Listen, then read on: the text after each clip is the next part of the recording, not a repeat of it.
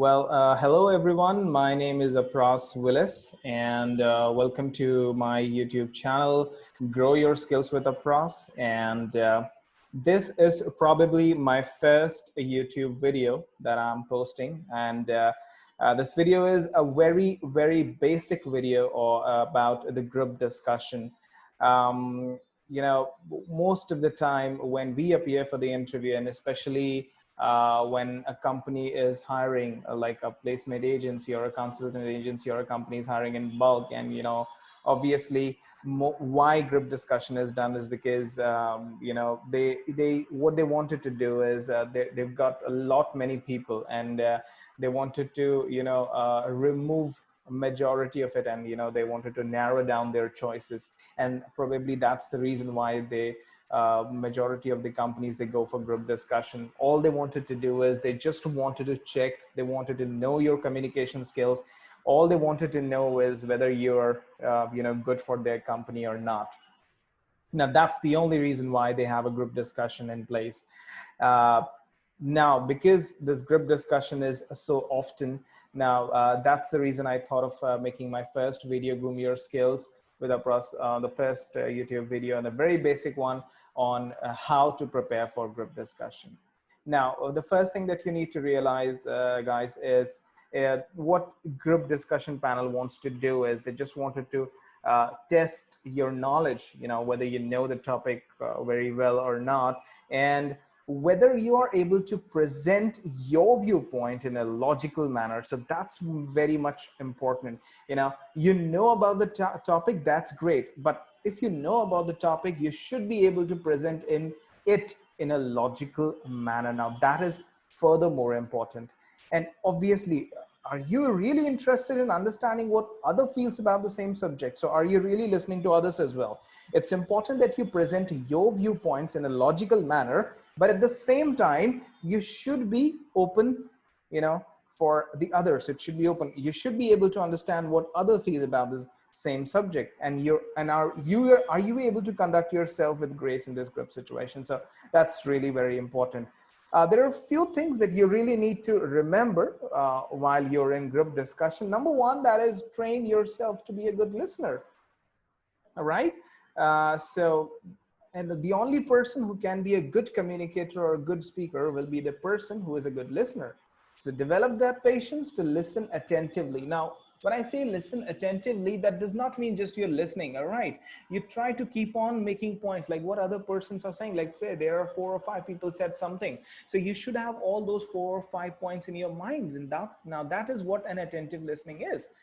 Acknowledge that everyone has something valuable to say. All right. You can't just, if someone says something and you are busy in your, collecting your own points, and you can't just do that. All right. You need to ensure that everyone has something valuable to say. You need to realize that when speaking in GD, your job is to articulate your point of view in a way that is easy for others to comprehend. It simply means, you articulate your viewpoint in such a way that it's easy for others to get the complete picture, what exactly you wanted to say. It should not be like you are beating around the bush, right? Whatever you say, people should be able to get the complete picture, the whole logic that you wanted to give. Inculcate good habits of structuring your thoughts and presenting them logically. So you need to develop that habit of structuring your thoughts. So let's say if you have 4 or 5 different thoughts, so make sure that you structure those thoughts logically, and structure those thoughts properly, and then present them in a logical way, and a very basic. Okay. Writing essays on variety of topics is good practice to develop thought structure. Now, if you really want to develop a thought structure, the best way to develop a thought structure is writing more and more essays. And the only way to prepare is to read more, develop a keen interest in current affairs. Now, the biggest challenge that guys you face is reading. I'm not saying that go ahead and read the newspaper. Read what you love. All right. It could be as simple as the book of Harry Potter. If you wanted to read a book of Harry Potter, you go ahead, read that. If you are more inclined towards romantic novels like Ravinder Singh, you wanted to read that, go ahead, read that. Nobody is stopping you to do that. All right. But yes, you need to develop that interest in reading more and more, right? And obviously you need to develop the interest in reading current affairs. That's very important. Seek opportunities to discuss these in the groups. Now, let's say if you've heard some current affair, if you read about some current affair, you can discuss these among your friends, all right? And that's the best way to put your points in a logical manner to your friends, because obviously your friends are not going to judge you. They will just talk to you like anyone else. So you can do that and learn to respect others for what they are, okay? um, Train your mind to think analytically, all right? So you need to train your mind so that you need to think analytically. Your GD argument should have meat. When I say your GD argument should have meat, I don't mean a literal meat. Your GD argument must have some stuffs in it. Some stuffs, what I mean is it should have a proper content in it. Now that's the right word I should be using here, that whatever your GD argument is, it should have some proper content. Without content, all your GD arguments are waste, okay? Now, let's talk about the advantages of group discussion. What can be the advantages? It helps to shed away the shyness of a candidate and brings his viewpoint amidst all. Obviously, now that's why they want you to do the group discussion. Why they want you to do it? Because they want to shed away your shyness, and they want to bring the real you. Okay. It stimulates you to think in a different way, or maybe in a new. When you listen to the other's viewpoint, it stimulates you to think in a different way. It helps the candidate in understanding his or her own strengths and weakness. You will know where you stand, right? Like this is my first YouTube video. Now I know, as a matter of fact, that I haven't spoken a lot in past couple of days because of the lockdown and all. Now I know where am I lacking, right? So now I know what's happening to me. Why? Because I'm not into the practice. So when you are in the group discussion, you will ultimately know your strength and weakness. What are the things that you're good at? What are the things you're not good at? All right. It acts as an aid in expansion of knowledge of the participants. It helps to analyze the social or economic issues more logically. It makes you think, all right? Not just these, there are various other advantages and add on to what should be done and what should be avoided at group discussion. So what can we do and what should we not do at the group discussion? Now that's really very important. Be as natural as possible.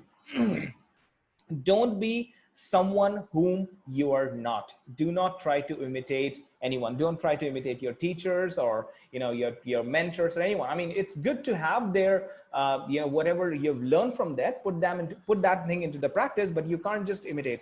Just be yourself. That's what I would like to say. Be natural as possible. Do not try to be someone you are not. Be yourself in an attempt to be someone else. Your opinions will not be portrayed. All right. If you try to be someone else, unfortunately, what your opinions are, it will never ever be portrayed. Sit with a straight and a confident posture. When I say sit straight and I don't want you to sit stiff. All right. You don't have to be stiff. You need to be relaxed. You need to sit straight. And at the same time, you need to be confident in your posture. All right. Now, to sit straight and being confident in your posture, I will discuss more about that in my next video, probably. Be assertive yet humble. You need to stick to your values and beliefs, but learn to respect the values and opinions of others too. All right. Now, that's very important. Okay. You need to be assertive, yet you need to be humble. Now, what does that mean? That means, okay, you have your beliefs, you have your values. It's good you have your beliefs and your BS story. BS means belief system. You have, okay, but then at the same time, you need to learn to respect the value and the opinions others are saying, because everything is being observed in group discussion. If you're not respecting the value and the opinion of the other person, the person, the HR or, the managers who are there, seeing that attitude, what they will think about you is, obviously, this person is not a people person. He does not know, he does not respect and values the other's opinion. and their values. So unfortunately, he will not be good for our business. And unfortunately, it will shut another door for you. Okay. Grab the opportunity to speak first. If you know the topic only then you grab the opportunity to speak first, because whenever you speak first, HR remembers that. To start your group discussion with your opinion, it generally leaves a good impression on the evaluator, the person who's evaluating, maybe your HR or manager. Take the move only if you have complete knowledge of the subject. As I said earlier, you grab the opportunity first to speak, but then you need to ensure that you have 100% knowledge about the subject.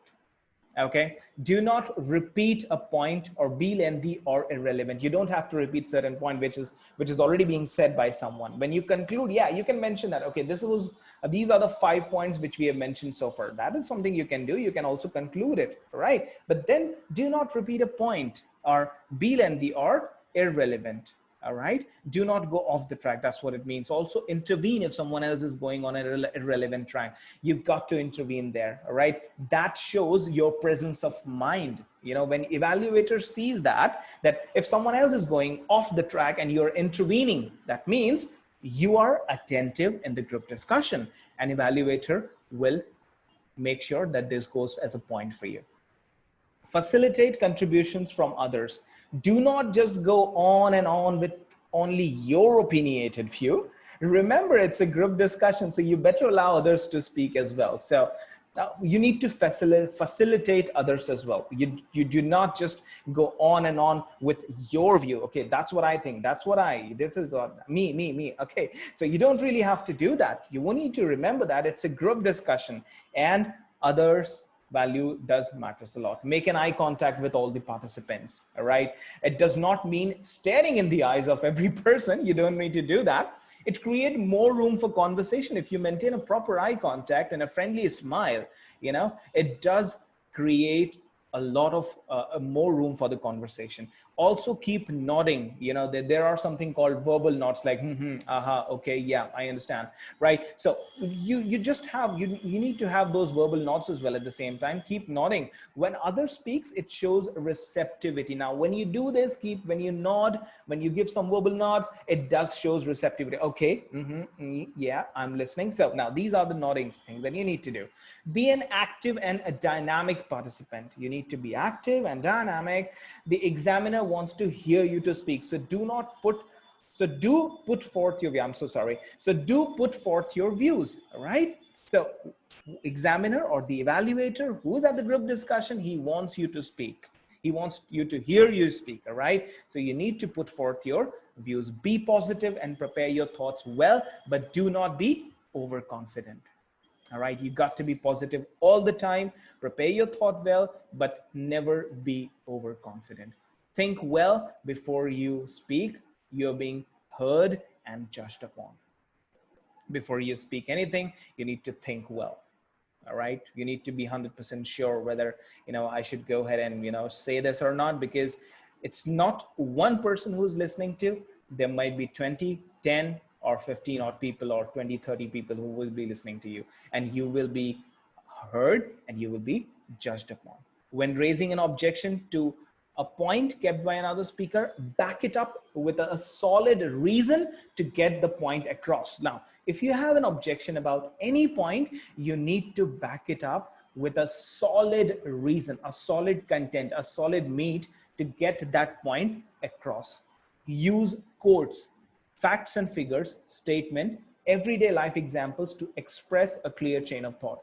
Also, it might leave a good impression on the examiner and help you score well. If you use a proper facts and figures and statements and quotes and everyday life example, clear chain of thoughts. Now this is something called attention grabber. And facts, figures, and statement and everyday life example, these are called the attention grabber for the examiner, and ultimately that will help you to score well.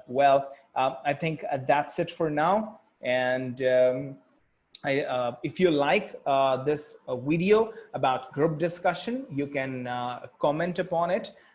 You can hit the like button, and you can share it with your friends, and also you can subscribe to my channel, Grow Your Skills with a Pros. This is my first YouTube video, and I'm not planning to stop it here. I'm gonna go ahead, and you will have further more videos in the upcoming days. Well, thank you so much, guys, everyone. Please like and share and subscribe to my channel. God bless you all. Take care. Enjoy your rest of the day. Bye-bye.